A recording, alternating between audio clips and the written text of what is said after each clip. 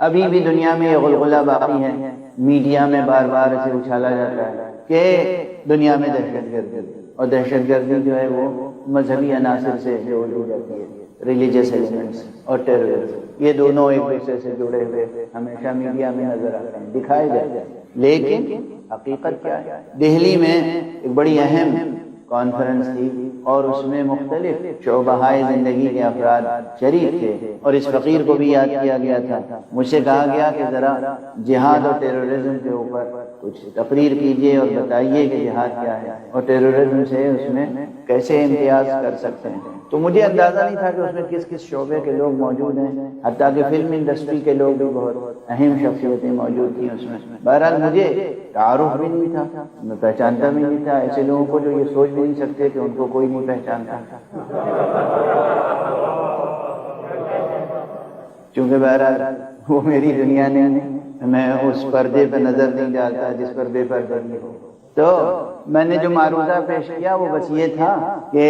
اگر آپ کہیں جا رہے ہیں، چھوٹی سی مثال، کہیں آپ جا رہے ہیں اور راستے میں کہیں کوئی پرانی عمارت گرائی جائے یا گرائی جا چکی ہو کسی بھی ذریعے سے، بلڈوزر چلا کر یا مزدوروں نے گرائی ہو یا اوپر سے کوئی حجارت من سجیل، کوئی چیز اوپر سے ایسی گرا دی گئی ہو کہ وہ ٹوٹ کے بکھر گئی ہو عمارت، تو وہاں آپ دیکھیں گے کہ ملبہ پڑا ہوا ہے، لوہا ہے، پتھر ہے، اینٹ ہے، مٹی ہے، ایک ڈھیر ملے گا، آپ دیکھ کے آگے بڑھ جائیے۔ اب آپ دیکھیں کہیں پر کوئی نئی عمارت بن رہی ہے، دیکھیں گے وہاں فاؤنڈیشن کھودی گئی ہے، بنیاد کھودی گئی ہے، پتھر پڑے ہیں، اینٹیں ہیں، لوہا ہے، پتھر ہے، وہاں بھی لوہا پتھر مٹی تھا، مٹی تھی،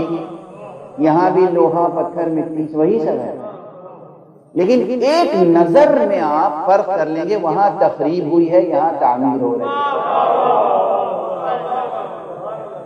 ایک نظر۔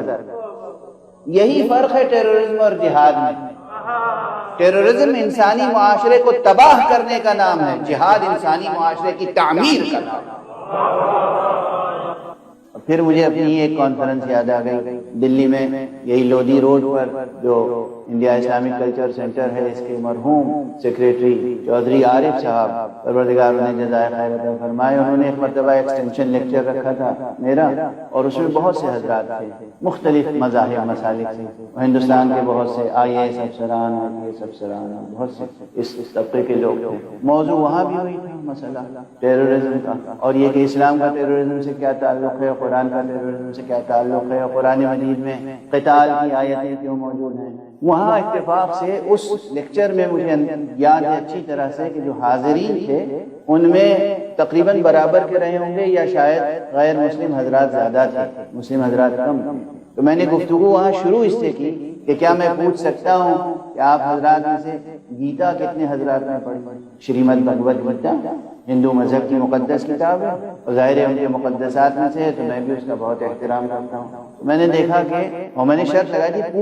پوری کتاب گیتا شروع سے آخر تک، اس پوری کتاب کو کتنے لوگوں نے پڑھا ہے آپ میں سے جو موجود تھے؟ تقریباً 70 حضرات، 70 کچھ 72 ایسے ہی تعداد۔ تو اس پورے مجمع میں سے 3 حضرات نے ہاتھ اٹھا کے کہا ہم نے پڑھی، اور میں نے پھر تاکید سے پوچھا کیا پوری پڑھی ہے؟ تو انہوں نے کہا ہاں جناب ہم نے پوری پڑھی، اور پھر سب بول پڑے کہ بھئی ہم میں سے 1-2 شلوک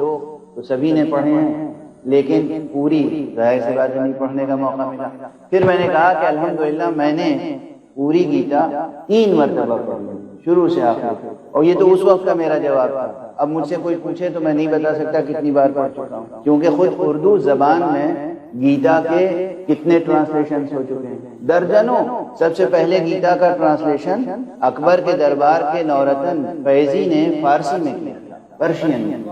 فیضی نے، ابو الفیض فیضی سب سے پہلے انہوں نے پرشین میں بہت کامیاب یادگار پیس آف لٹریچر ہے، پرشین میں، سنسکرت سے پرشین میں انہوں نے ٹرانسلیٹ کیا، اور اس کے بعد پھر اردو میں ٹرانسلیشنز بھی بہت ہو چکے، نواب جعفر علی خان کا ٹرانسلیشن،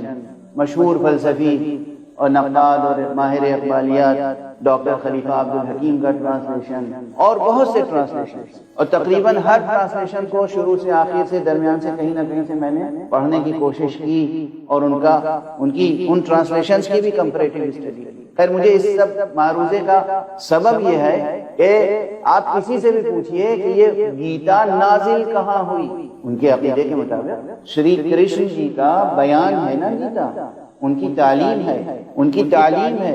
کس کو تعلیم دی، کہاں تعلیم دی، کس وقت تعلیم دی۔ تو یہ طے ہے کہ جب کوروں اور پانڈووں کے درمیان جنگ ہوئی، دونوں ایک دوسرے کے مقابل میں آ گئے تھے،